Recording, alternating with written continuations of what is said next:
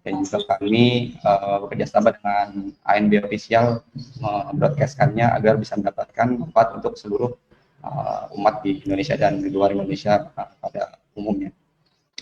Baik, kami tema kali ini adalah tentang belajar di masa pandemi, di mana ini adalah sebagai problematika seluruh peserta didik ya di 1 dan 2 tahun ini. Semoga nasihat dari pembina kami, Al Ustadz Al Fadil Aminur Bait Hafizahullah Ta'ala dapat menyematkan kita semua dari pihak pengajar, orang tua, peserta didik agar bisa bersinergi bersama untuk menciptakan suasana belajar yang masih mendukung walaupun di era pandemi ini. Baik, untuk membersihkan waktu, dipersilakan pada pembina kami, Ustadz Aminur Bait Hafizahullah untuk memulai kajian pada Mas Bro.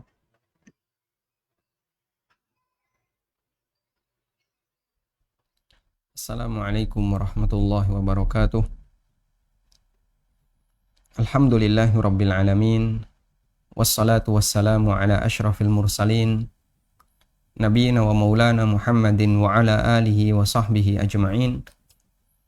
Wa ashhadu an la ilaha illallah wahdahu la syarikalah. Wa ashhadu anna Muhammadan abduhu wa rasuluh sallallahu alaihi wa ala alihi wa sahbihi wa sallama tasliman katsira thumma amma ba'd. Alhamdulillah, puji syukur kita haturkan kehadirat Allah Azza wa Jal. Di kesempatan siang hari ini Allah memberikan kita kemudahan untuk bisa berjumpa bersama dalam suasana daring untuk kemudian memberikan motivasi kembali bagaimana agar kita selalu istiqomah untuk belajar. Acara ini diselenggarakan bekerjasama antara SMP Islam Al-Mansurah yang ada di Jakarta dengan ANB Channel. Dan insya Allah yang akan kita bahas adalah bagaimana agar kita bisa tetap semangat dalam belajar meskipun dalam suasana daring. Memang seperti yang kita ketahui, ketika kita belajar ketemu langsung dengan guru, dengan belajar tanpa ketemu guru, suasananya akan sangat berbeda. Dan sebagai imbasnya, hasilnya akan berbeda. Sehingga ketika Anda belajar langsung ketemu guru, secara umum akan bisa mendapatkan ilmu lebih maksimal dibandingkan ketika orang itu belajar melalui daring. Meskipun demikian, bukan bagian dari sebuah ketentuan mutlak dalam belajar, orang harus ketemu langsung dengan gurunya. Karena komunikasi selama masih bisa dilakukan, maka bisa ketemu langsung, bisa juga tanpa ketemu langsung. Di masa silam, ada orang yang mendapatkan ilmu melalui cara wijadah. Bagaimana itu wijadah?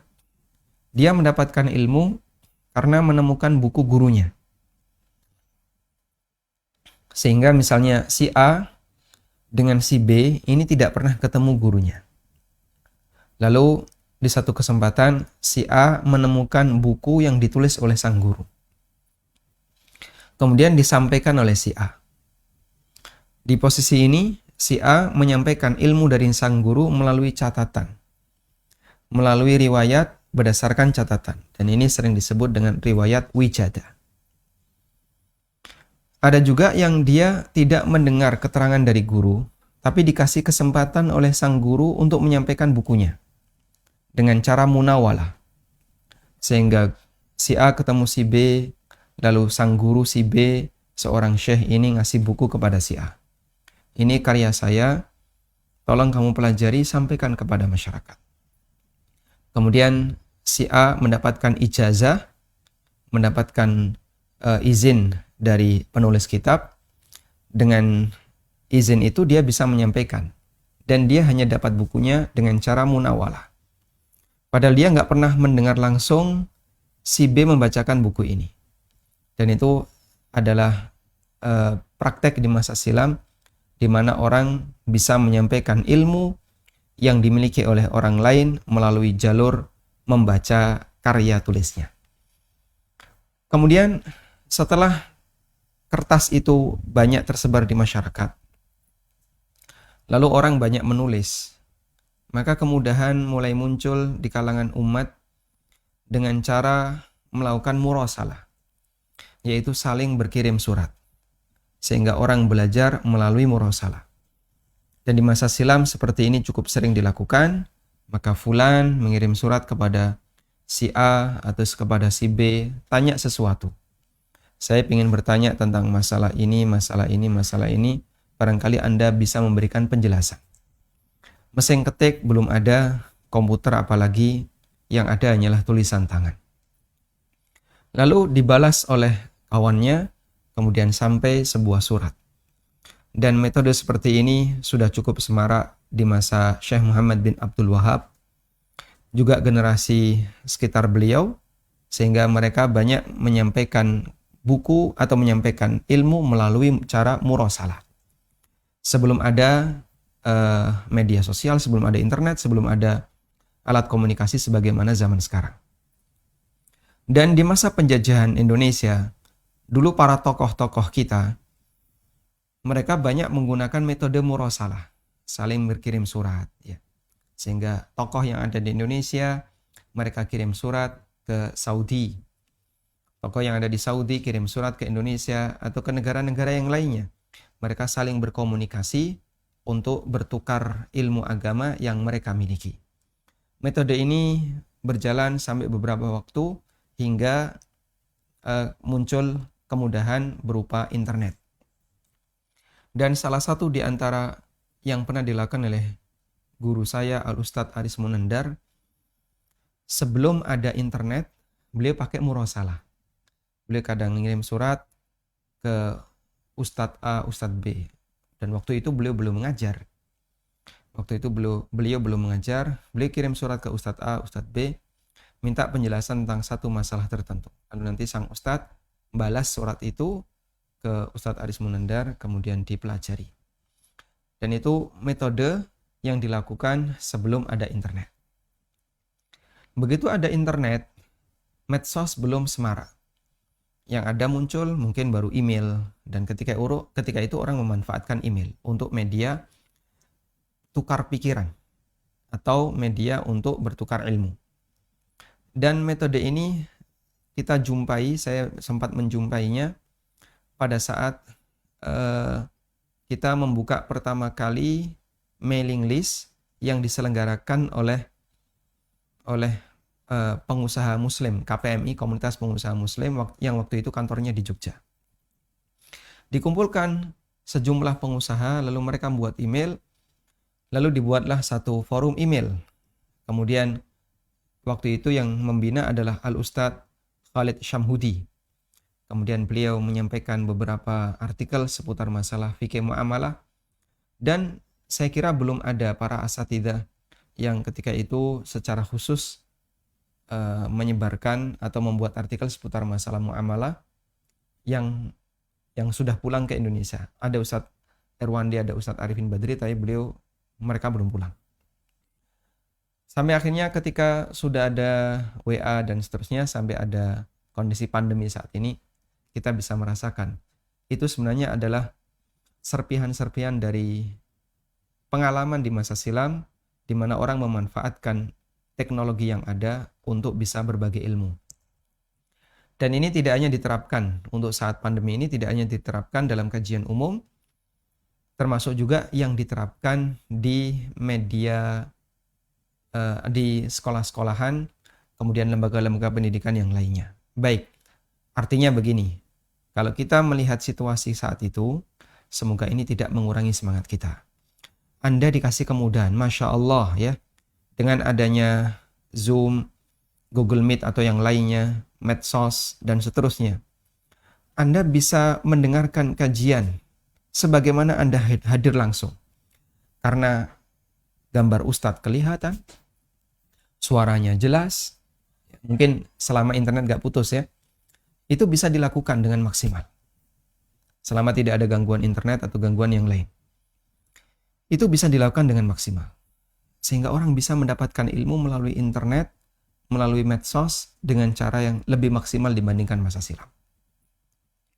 Artinya, jika orang masa silam bisa sukses belajar melalui cara wijadah, munawalah, atau murasalah, atau melalui mailing list, yang tentu saja di situ tidak ada videonya, adanya cuma tulisan. Mereka bisa berhasil melalui jalur belajar seperti itu. Seharusnya kemudahan yang Anda miliki yang jauh lebih longgar, ya, bisa mendongkrak keberhasilan lebih banyak. Karena itu, jangan patah semangat ketika Anda menghadapi kondisi pandemi, sementara tidak bisa belajar dengan bertemu langsung menghadap ke gurunya. Orang di masa silam banyak mengalami seperti itu dan mereka maksimalkan dengan fasilitas yang ada. Tentu saja prosesnya lama. Yang namanya murasalah di masa silam, saya nulis surat sekarang. Lalu saya kirim melalui pos. Berapa kecepatan pos ketika itu? Sepekan untuk sebuah surat. Tidak secepat sekarang. Apalagi kendaraan ketika itu masih sedikit. Lalu bisa sampai ke tujuan dalam waktu sepekan. Di sana dipelajari oleh sang ustadz, kemudian ustadz memberikan jawaban. Bisa butuh waktu 1 pekan juga. Selesai jawab, baru dibalas. Dan di situ dikasih perangko balasan. Ketika dibalas, butuh waktu sepekan juga. Kurang lebih 3 pekan, atau bahkan 1 bulan, untuk bisa mendapatkan ilmu dari apa yang diinginkan. Sekarang tinggal satu tunyuan, 0 keluar gambar, terdengar suara. Dan itu bisa Anda lakukan dari posisi Anda berada di dalam kamar, di posisi Anda sedang menggunakan AC, Anda bersama keluarga, atau teman-teman yang sekarang sedang belajar di Al-Mansurah, bisa di rumahnya, sehingga ilmu bisa didapatkan secara maksimal. Baik, intinya jangan sampai kita kalah dengan orang di masa silam.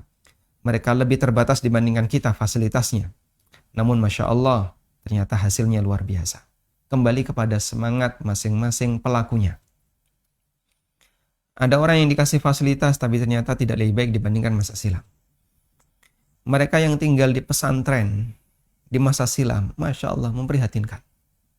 Ya, kondisi pondoknya mungkin lebih mewah, lebih indah kandang ayam dibandingkan pondoknya.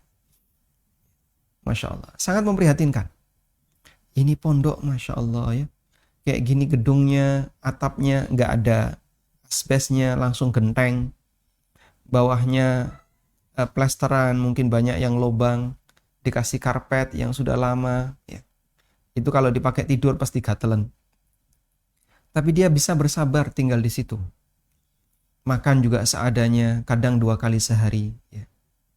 Di pondok saya dulu 2 kali sehari. Dan kalau santri telat makan ya sudah habis, nggak dapat. Saya sampai ingat ada yang sedang nyucinya di kali ya. Nyuci di kali, jam makan jam 7. Dia kelewatan 10 menit atau 5 menit. Lari dia. Lari, hanya untuk bisa dapat sarapan. Dia tinggalkan bajunya di pinggir kali, dia lari. Hanya untuk bisa sarapan. Sampai terus sarapan. Sambil ngos-ngosan itu ketika datang. Waktu ditanya, kondi, dari mana? Baru nyuci. Masya Allah. Sekarang untuk bisa sarapan pakai lari? Tidak. Anda bisa nyaman. Tapi terkadang hasil berbanding lurus dengan perjuangan. Perjuangan yang demikian berat. Ya. Tinggal di sebuah pesantren yang penuh dengan keterbatasan. Allah kasih hasil yang lebih maksimal. Kadang-kadang orang yang banyak dikasih fasilitas. Dia sekolah, Masya Allah, diantar pakai mobil. Sampai di ruang sekolah, AC. Bukan kipas, AC. Ruangannya bersih. Toilet juga bersih. Semuanya terjaga dengan baik, rapi. Tapi di sekolah tidur, percuma. Atau bingung, percuma. Gitu ya. Mikir kemana? Orangnya berada di bangku sekolah, tapi pikirannya mungkin dia sedang berada di lapangan. Pikirannya ada di luar jauh. Ya, percuma saja. Bisa jadi belajarnya jadi tidak maksimal. Karena itu maksimalkan belajar ketika Anda memiliki banyak fasilitas semacam ini. Baik. Selanjutnya, bagaimana kunci agar ketika kita belajar itu bisa mendapatkan ilmu yang maksimal. Ada pesan yang disampaikan oleh salah satu ulama mazhab Syafi'iyah. Pesan ini bisa Anda jadikan sebagai sebagai bekal bagaimana agar kita bisa sukses dalam belajar. Pesan itu adalah pesan 4H, bukan 5H ya. 4H. Apa itu 4H?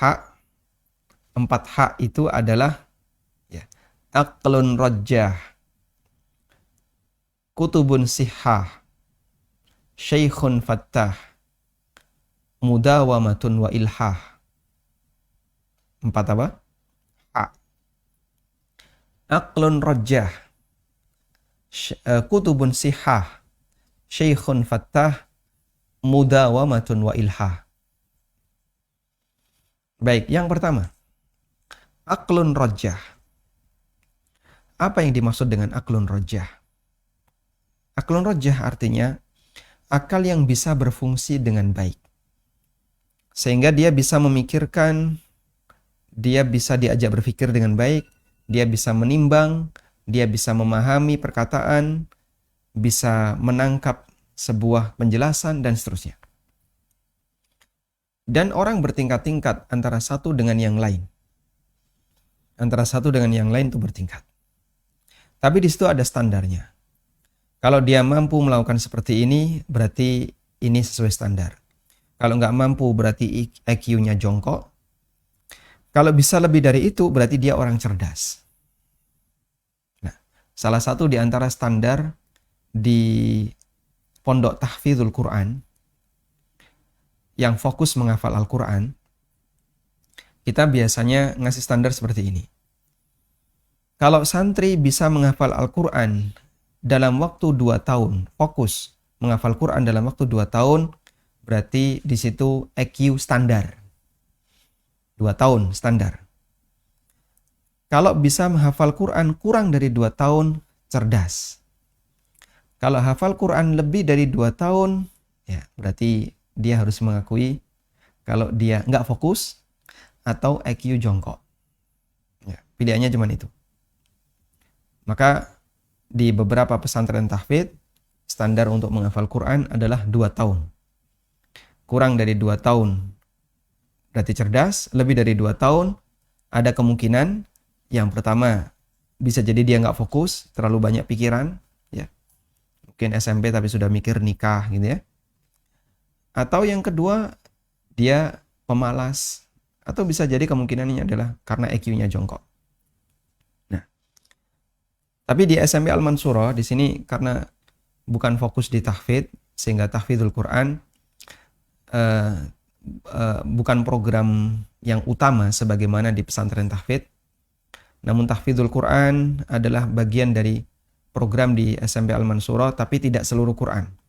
Menghafal sekian juz. Baik. Anda pokoknya fokuskan, targetkan sesuai yang diminta oleh pihak sekolah. Kalau Anda bisa melakukan seperti itu, berarti insya Allah IQ-nya standar. Karena ada tambahan beban pelajaran yang lain. Tapi kalau lebih dari itu ternyata tidak sesuai target, berarti perhitungan yang diberikan oleh SMP Al-Mansurah meleset. Artinya bisa jadi nggak fokus atau malas atau karena IQ-nya jongkok. Nah, aqlun rajah.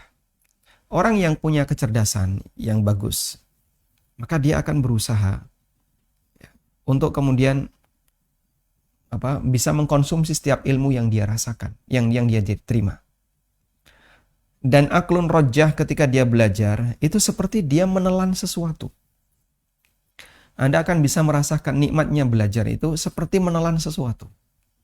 Ada ilmu baru, ya, seperti kita menelan sesuatu. Kayak Anda makan gitu. Kok enak ini? Kok enak? Ini sesuatu yang ilmu yang baru, enak, ditelan. Ada rasanya jemaah. Sehingga terlihat ada rasa nikmat ketika kita menjumpai sesuatu yang baru. Kalau Bapak Ibu, termasuk juga teman-teman yang sedang belajar di Al-Mansurah, Anda belajar dan Anda bisa merasakan seperti itu, berarti Anda sudah bisa menikmati. Anda sudah bisa menikmati pelajaran ilmu agama. Sehingga ketika mendapatkan satu informasi, maklumat yang baru, ilmu yang baru, Anda seperti merasakan tengah menelan sesuatu. Kalau sampai pada tingkatan itu, berarti Anda sudah bisa menikmati kegiatan belajar ilmu yang sedang Anda jalani. Tapi kalau belum bisa sampai tingkatan itu, ya, masih berat untuk belajar, ya, masih kesulitan untuk belajar, masih terpaksa dan seterusnya. Maka di posisi ini berarti Anda belum bisa menikmati belajar ilmu. Baik. Yang kedua, kutubun sihah, kitab yang sahih. Kitab yang sahih itu bagaimana? Ya, kitab yang ditulis oleh para ulama ahlu sunnah, yang dia ditulis berdasarkan standar Al-Quran dan hadis sesuai dengan pemahaman para sahabat Nabi SAW, ulama generasi tabi'in dan tabi'in, serta ulama ahlu sunnah generasi setelahnya. Itulah kutubun sihah. Sehingga kutubun sihah adalah modul bagi mereka yang belajar, namun isinya adalah isi yang pilihan. Baik. Walhamdulillah, secara umum kitab-kitab yang tersebar di Indonesia adalah kitab ahlu sunnah yang menonjol. Anda bisa saksikan ya. Dalam masalah ilmu tafsir yang menonjol, tafsir Ibnu Katsir, tafsir Al-Qurtubi, tafsir At-Tabari. Sehingga buku-buku ini lebih dominan dibandingkan buku tafsir yang lain. Termasuk tafsir As-Sa'di. Dan itu tafsir ahlu sunnah. Walhamdulillah. Itu lebih dominan dibandingkan buku tafsir yang lain. Ada sebagian tafsir yang menyimpang. Walhamdulillah, ternyata di Indonesia tidak diterjemahkan. Andaikan tafsir itu diterjemahkan, mungkin akan menyebarkan banyak penyimpangan di masyarakat. Saya tidak perlu sebutkan judulnya ya. Beberapa tafsir yang menyimpang. Di Indonesia, tafsir ini tidak diterjemahkan dan tidak banyak tersebar di masyarakat. Kemudian juga dalam masalah fikih, yang lebih unggul misalnya Minhajul Muslim, karya Syekh Abu Bakar Al-Jazairi, atau fikih sunnah, karya Sayyid Sabiq, atau Al-Wajiz, karya Dr. Abdul Azim Badawi, atau fikih Muyassar, karya sekelompok ulama di Saudi, dan beberapa buku fikih yang lainnya. Itu lebih dominan dibandingkan buku-buku fikih karya mereka yang punya penyimpangan dalam masalah akidah. Walhamdulillah, kita bersyukur kepada Allah. Allah pilihkan yang tersebar di Indonesia adalah buku yang ditulis oleh para ulama ahlu sunnah. Dan wallahu a'lam, anugerah yang luar biasa dari Allah ya. Anda bisa lihat ya, para asatidzah Indonesia yang ahlu sunnah bisa jadi pengikutnya jauh lebih sedikit dibandingkan ormas tertentu. Ya. Pengikut Ustadz ini berapa sih? Cuman sekian ribu. Gak sampai angka jutaan. Anggaplah kalau misalnya sampai angka juta. Dibandingkan pengikut ormas tertentu, wah ini bisa puluhan juta, belasan. Tapi ya, tokoh di ormas tertentu ini misalnya ya, dia menganggap bahwasanya bunga bank itu bukan riba, halal, sehingga boleh utang bank ya, dan hukumnya halal. Cuman siapa yang lebih dominan? Ternyata dakwah para asatidzah ahlussunnah yang anti riba lebih dominan, sehingga dia lebih ngangkat di permukaan dibandingkan keterangan sebagian tokoh di sebagian ormas yang mereka membolehkan praktek riba di dunia perbankan.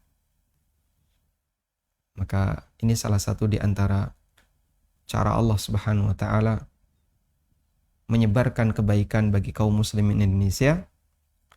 Kebenaran itu nampak lebih dominan ketika disuarakan, meskipun ada orang lain yang dia tergabung di ormas tertentu, sementara dia tidak lebih dominan. Beberapa kaum liberal tergabung di ormas-ormas tertentu. Masya Allah, dia punya pemikiran yang nggak karuan. Sehingga bagi dia bunga bank tidak masalah, bahkan sampai tingkatan yang lebih parah adalah zina itu diperbolehkan. Itu klaimnya bergabung dengan ormas-ormas tertentu. Tapi suara mereka tidak lebih dominan dibandingkan kaum muslimin dan para tokoh Ahlus Sunnah. Baik. Dan kita bersyukur kepada Allah Subhanahu wa taala menjadikan kaum bangsa Indonesia ini, kaum muslim bangsa Indonesia punya buku yang secara umum lebih baik. Buku yang tersebar di sini lebih bagus. Baik. Nah, di sekolah SMP Al-Mansurah bukunya telah kami pilihkan sehingga yang dijadikan sebagai modul ajar untuk para siswa insya Allah adalah buku-buku Ahlus Sunnah, dan apa yang kita ajarkan bisa kami pertanggungjawabkan sesuai dengan keterangan yang disampaikan oleh para ulama Ahlus Sunnah. Walhamdulillah. Selanjutnya, yang ketiga, Syekhun Fattah, seorang guru fattahun yang bisa membuka. Apa yang dimaksud membuka? Membuka di sini ada dua makna. Pertama, bisa membuka ilmu yang sulit untuk dipelajari. Yang kedua adalah bisa membuka motivasi bagi siswanya untuk belajar lebih dalam. Itulah Syekhun Fattah.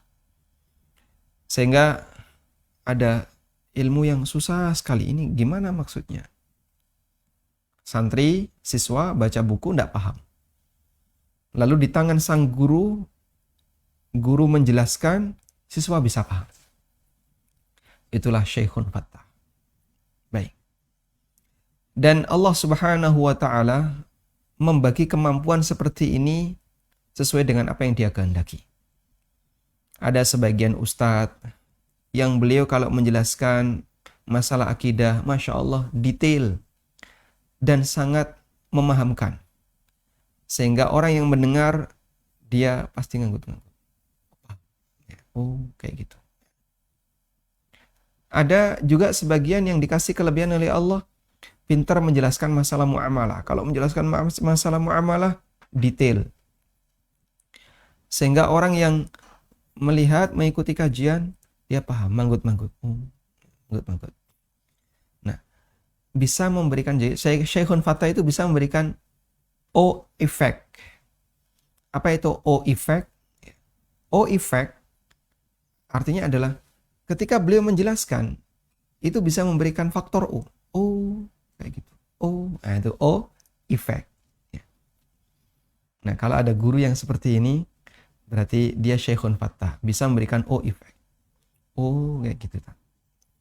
Nah, itulah Syekhun Fattah.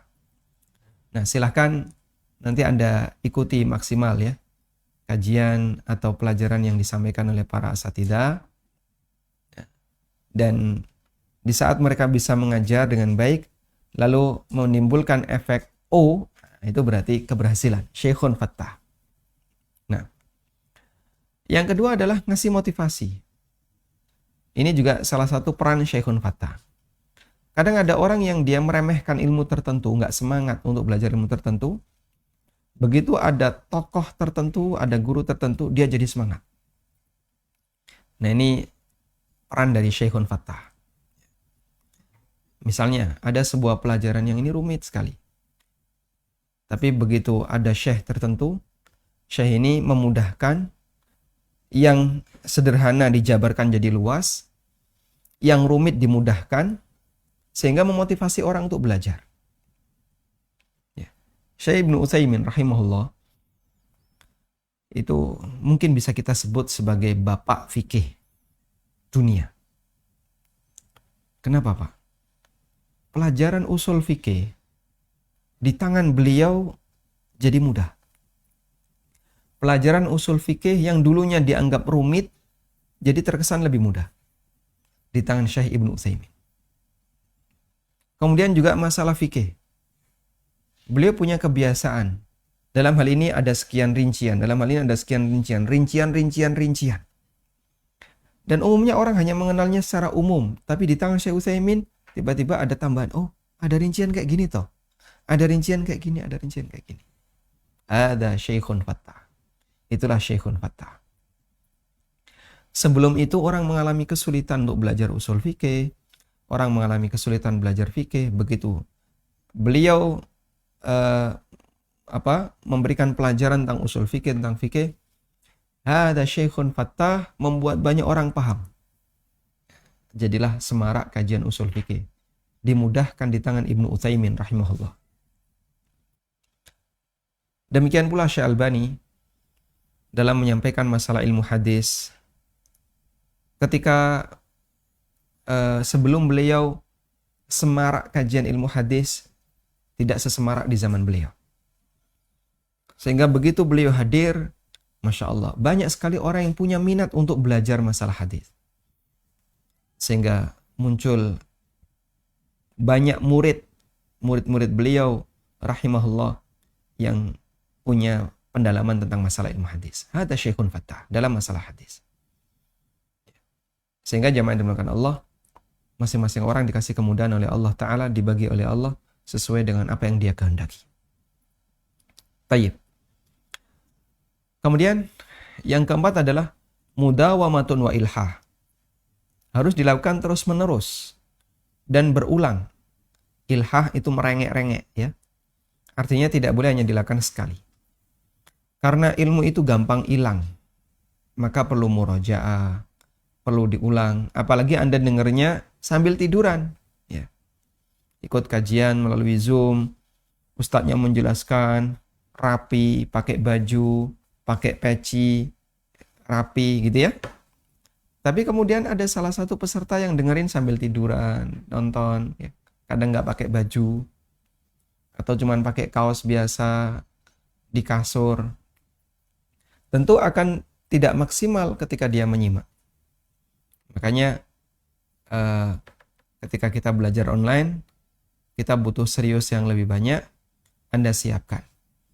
Taruh di depan meja, itu laptop atau itu HP, kasih headset, dengerin dengan baik, madep, mantep, jangan tolah-toleh, ya.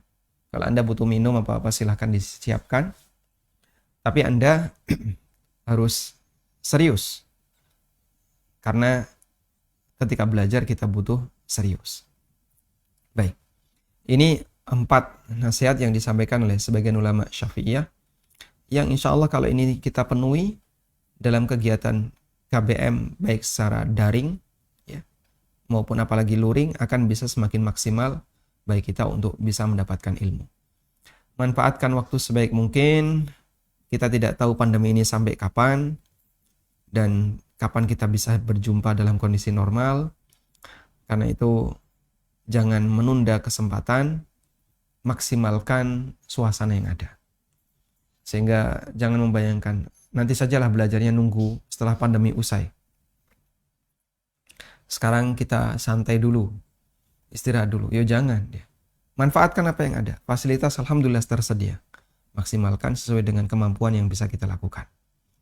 Wallahu ta'ala alam. Mungkin demikian yang bisa kita sampaikan sebagai muqaddimah. Karena di lanjutan sesi, kami berikan kesempatan bagi teman-teman, baik yang tergabung di Zoom maupun yang menyimak melalui ANB Channel untuk menyampaikan sesuatu. Wassallallahu ala nabiyyina Muhammadin wa ala alihi wa sahbihi wasallam.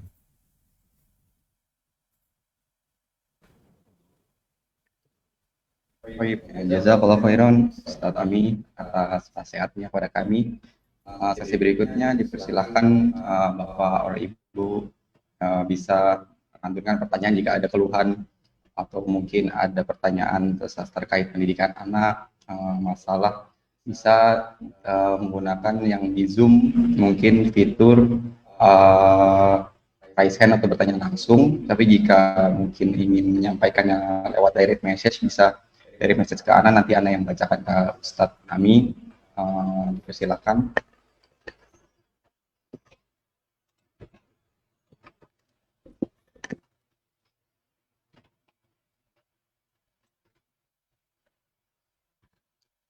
Atau dari adik-adik, ya, peserta didik juga boleh jika ingin bertanya. atau bercerita kesulitan di satu tahun pertama pandemi ini, jadi bisa mungkin diberi solusi oleh kita. Baik, tidak ada? Kalau tidak ada, saya lanjutkan.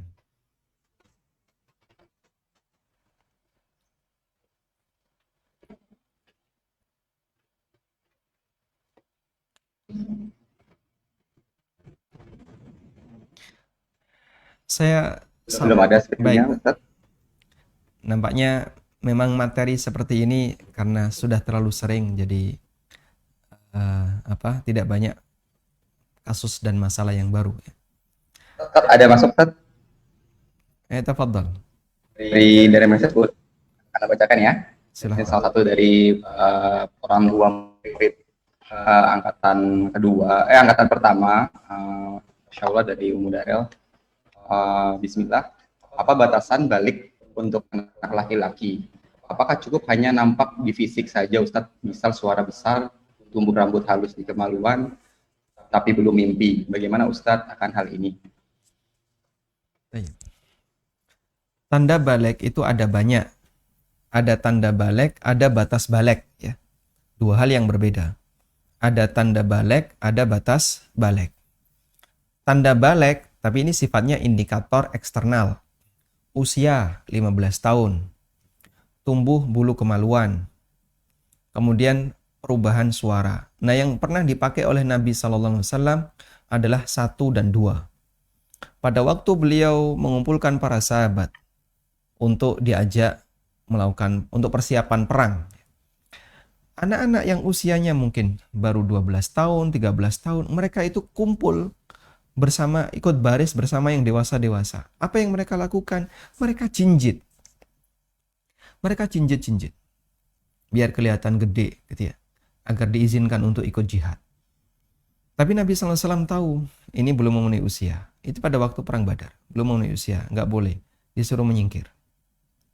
Saat perang Uhud, usia mereka sudah 15 tahun, diizinkan oleh Nabi SAW. Di antaranya adalah Ibnu Umar radhiyallahu anhu, Rafi' bin Khadij, dan beberapa sahabat-sahabat junior. Sahabat-sahabat yang masih remaja. Subhanallah. Saat perang Badar mereka nggak diizinkan karena belum 15 tahun. Ketika perang Uhud mereka diizinkan karena sudah 15 tahun. Semangat mereka untuk ikut jihad bersama Nabi SAW. Nabi SAW juga pernah menggunakan acuan tumbuh bulu kemaluan. Pada saat beliau memeriksa Bani Quraidah. Bani Quraidah karena mereka berkhianat, mau membantai kaum muslimin dari belakang ketika peristiwa perang Ahzab. Lalu akhirnya seusai perang Ahzab, Nabi SAW diperintahkan oleh Allah untuk mendatangi Bani Quraidah. Lalu mereka dikepung. Kemudian Nabi SAW meminta kepada mereka untuk menjatuhkan pilihan kepada siapa yang kalian tunjuk untuk menjadi hakim atas keputusan saya. Kemudian mereka menunjuk Sa'ad bin Mu'adz. Yang Sa'ad bin Mu'adz adalah kepala suku Aus, dan suku Aus di Madinah, Bani Aus di Madinah dengan Bani Quraidah ini halif, ya, friend, pernah berteman. Akhirnya Sa'ad didatangkan, Sa'ad bin Mu'adz. Pada waktu Sa'ad bin Mu'adz didatangkan, mereka sangat menaruh harapan besar semoga Sa'ad membebaskan mereka. Keputusan ada di tangan Sa'ad bin Mu'adz. Kemudian Sa'ad menyampaikan sebuah pernyataan. Aku putuskan, semua anggota Bani Quraidah yang sudah balik dibunuh.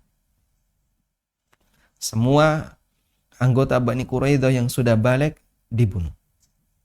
Mereka langsung hilang semangatnya. Down. Kecewa dengan Sa'ad bin Mu'adz. Yahudi Bani Quraidah ini berharap bisa dimaafkan karena yang ditunjuk adalah Sa'ad bin Mu'adz.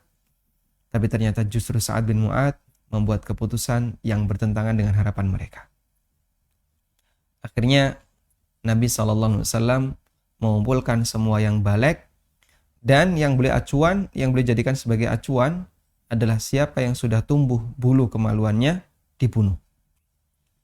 Ini hukuman yang diberlakukan oleh Rasulullah SAW bagi Yahudi Bani Quraidah.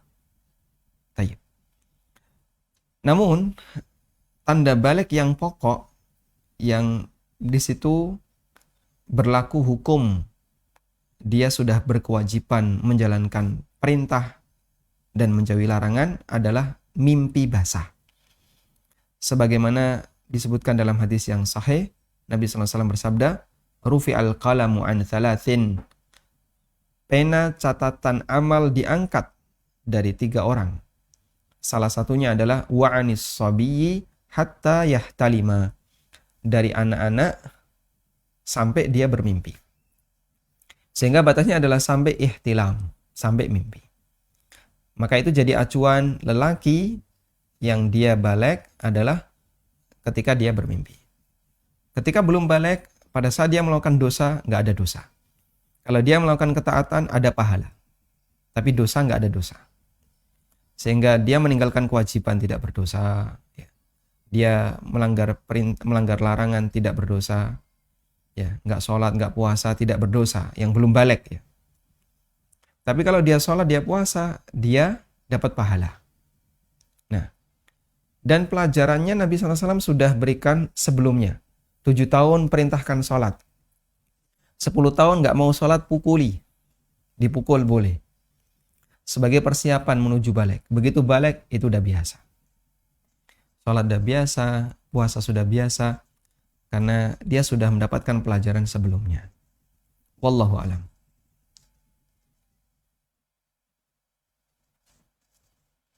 Ada khairan, Ustaz. Jawabannya semoga bisa dimengerti. Ya, pertanyaan berikutnya, Ustaz, dari wali santri nih, Ustaz, Masya Allah. Angkatan baru, Nima namanya. Nima bertanya, Ustaz, bagaimana mengatasi kebosanan dalam mengikuti sekolah online? Bagaimana mengatasi kebosanan dalam mengikuti sekolah online? Bisa jadi sang guru juga bosan kalau menyampaikan pelajaran melalui online. Jadi jangan dibayangkan yang bosan cuman Anda saja ya. Bisa jadi gurunya juga ikut bosan. Cuman begini, kuat-kuatan sabar. Kuat-kuatan sabar. Sang guru sabar, dia mengajar dengan online. Dia bicara dengan kamera. Di depannya tidak ada siapa-siapa. Bisa jadi Anda tiduran, Anda nonton sambil merem, atau misalnya ikut kajian, tapi ditinggal masak.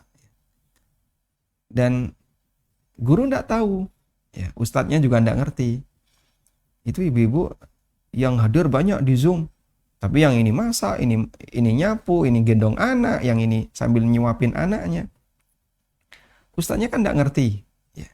Dicuekin, cuman keluar suara, didengerin ya.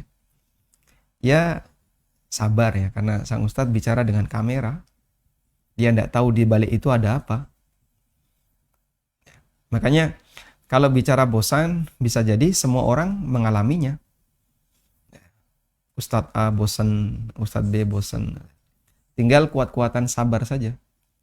Kalau Anda kuat bersabar, insya Allah dapat manfaatnya. Nah, kemudian nanti bisa diselingi dengan yang lain ya. Belajar online bosan. Ya, mungkin nanti kalau diizinkan untuk keluar rumah di taman, jadi belajar sambil di taman. Ya, suasananya yang dibuat beda. Tapi kalau nggak diizinin keluar rumah karena kondisi pandemi yang semakin menakutkan misalnya, Anda sebaiknya di dalam rumah. Rapikan kamar dengan baik. Jangan membuat mata Anda jadi makin bosan disebabkan karena kamar nggak rapi. Ya, para siswa. Ya. Kemudian Anda bisa berpindah dari satu tempat ke tempat yang lain. Yaitu sebatas menghibur diri biar bisa bertahan lebih sabar. Wallahu a'lam. Baik, Allah. Pertanyaan berikutnya nih dari anak bacakan dari yayasan nih, Ustaz, dari anggota yayasan. Assalamualaikum, Ustaz. Bagaimana sikap terbaik untuk orang tua dalam hal menentukan pendidikan anak? Apakah kita paksakan apa yang kita inginkan terhadap anak tersebut atau memberi kebebasan anak untuk memilih? Syukran wa jazakallahu khairan. Mungkin maksudnya apakah harus kita arahkan untuk menjadi ustadz ataupun gimana gitu? Waalaikumsalam warahmatullahi wabarakatuh. Ya, jadi begini ya. Ilmu agama itu kan ada ilmu wajib, ada ilmu yang tidak wajib, sifatnya anjuran. Dan ilmu wajib setiap orang harus belajar, tidak boleh tidak. Anak kita itu kan tidak ngerti ya, mana ilmu wajib, mana yang nggak wajib, mana yang dia harus milih apa, dia nggak ngerti.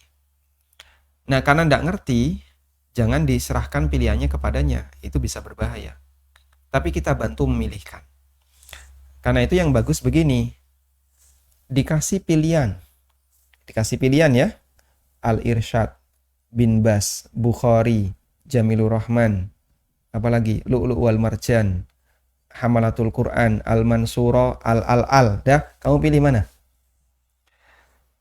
Pilihan itu insya Allah semua sudah Anda seleksi baik semua. Dia milih salah satu kan milih di antara yang baik-baik, gitu kan? Cuman masalahnya beda harga gitu aja. Ya. Di antara pilihan itu adalah Anda milih yang baik-baik. Nah, kalau anak dikasih sodoran pilihan yang semuanya baik-baik, dia mau milih warna merah, mau milih warna hijau, ini semuanya bagus. Cuman sudah diseleksi.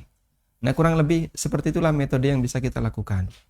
Kamu nanti mau mondok di mana? Ini sebutkan daftar pondok ya. Daftar yang sudah Anda sediakan adalah sudah memenuhi seleksi. Karena Anda nggak ngerti. Kalau dia sendiri yang suruh milih, wah bisa. Mau sekolah di mana? SMP Bob Kri. Oh. Atau Stella Dus. Duh. Itu miliknya Nasrani. Ya. Atau Kanisius. Oh jangan. Nanti dia bisa milih yang seperti itu.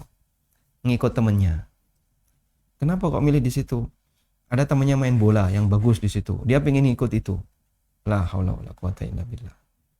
Baik. Nah, terkait masalah jalur pendidikan, nanti anak ini mau jadi apa, itu bisa dikembalikan ke passion. Sehingga di situ kita kasih bekal dia untuk belajar ilmu yang wajib, sedangkan nanti dia mau jadi apa, cita-citanya kayak gimana, masing-masing anak kan punya passion yang berbeda-beda. Dia mau jadi arsitek, dia mau jadi desainer, ini mau jadi A, B, C. Baik, ya silahkan kamu runtut saja untuk bisa ke sana. Orang tua memberikan dukungan, tapi untuk ilmu agama yang wajib jangan sampai ketinggalan. Baik, kamu bisa jadi itu. Nanti yang harus kamu persiapkan ini. Berikutnya pelajaran ilmu wajib yang harus kamu pahami ini. Diarahkan ke sekolah tertentu. Dengan demikian, orang tua tidak mengekang itu anak. Tetap dia dikasih kebebasan untuk milih, tapi pilihannya diarahin. Yang diarahkan adalah pilihannya. Wallahu a'lam. Masya Allah. Jazakallah khair Ustaz. Berikutnya dari wali santri angkatan kedua juga nih, Umunaka. Assalamualaikum warahmatullahi wabarakatuh, Ustaz. Semoga Allah senantiasa merahmati kita dan seluruh kaum muslimin. Amin. Afwan izin bertanya Ustaz, apakah boleh bagi anak kita memiliki lebih dari satu guru tahfiz di luar sekolah atau mengikuti lebih dari satu program tahsin dan tahfiz? Jazakallah khairan. Ada ilmu yang dia mau guru yang berbeda-beda itu nggak ngefek. Insya Allah tidak masalah. Seperti bahasa Arab, ilmu fikih, dan seterusnya. Tapi ada ilmu yang ketika itu beda guru bisa berefek. Contohnya tahsin. Itu kalau beda guru, beda lagu, beda metode, nanti bisa jadi dua jalur yang beda. Tapi kalau anaknya mampu nggak masalah.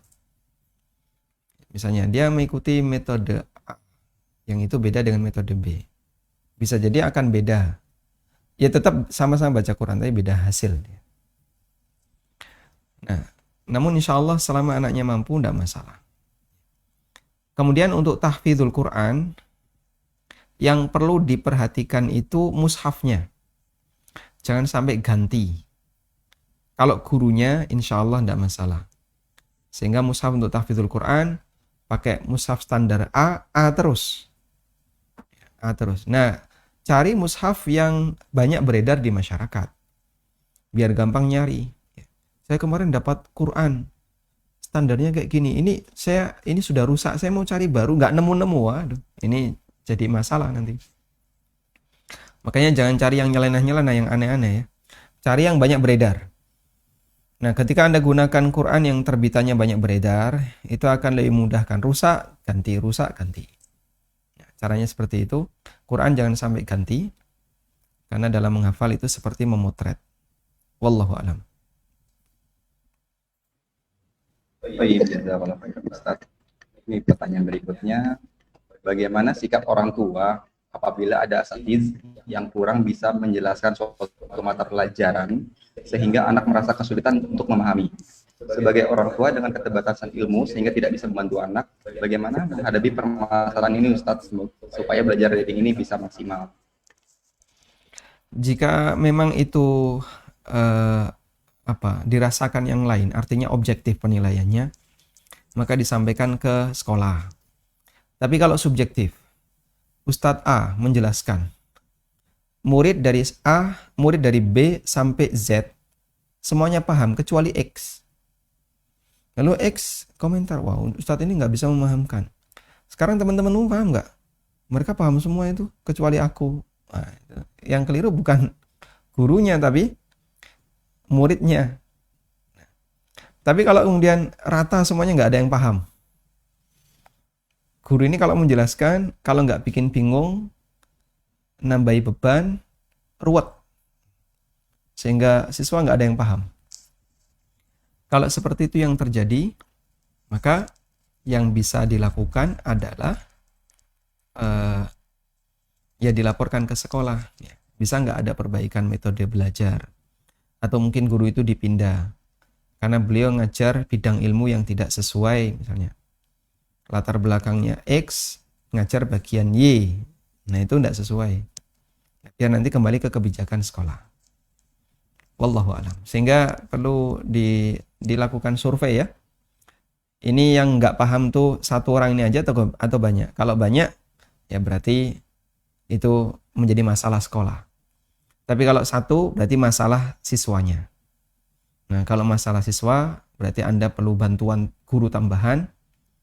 Nanti mungkin bisa didatangkan guru les atau yang lainnya. Wallahu a'lam. Mungkin pertanyaan terakhir ya, Ustaz ya. Karena mengingat waktu sudah 31, dari orang tua murid, wali murid juga, wali murid dari KL Hussein. Bismillah, bagaimana memotivasi anak yang akan akil balik dalam ketaatan agar menyadari bahwa itu adalah kebutuhan bukan paksa? As-sahibu sahib. Teman itu bisa nyeret. Ini teori yang bagus ya untuk bisa menuansakan posisi batin anak. Jadi saya kadang meminta begini. Kalau kita ingin memotivasi anak untuk senang melakukan ketaatan, ajak dia ke pondok pesantren.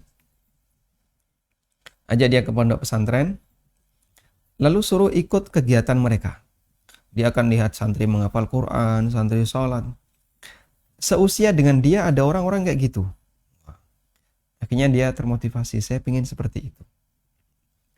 Tidur di pesantren, temani bapaknya tidur di pesantren.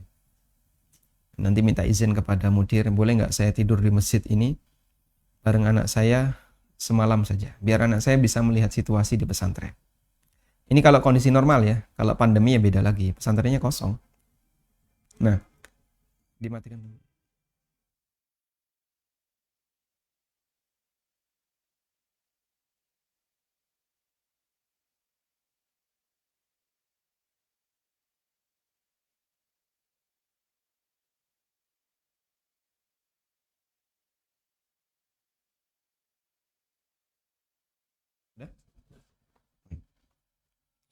Jadi dengan cara seperti itu, semoga sang anak melihat kawan-kawannya termotivasi.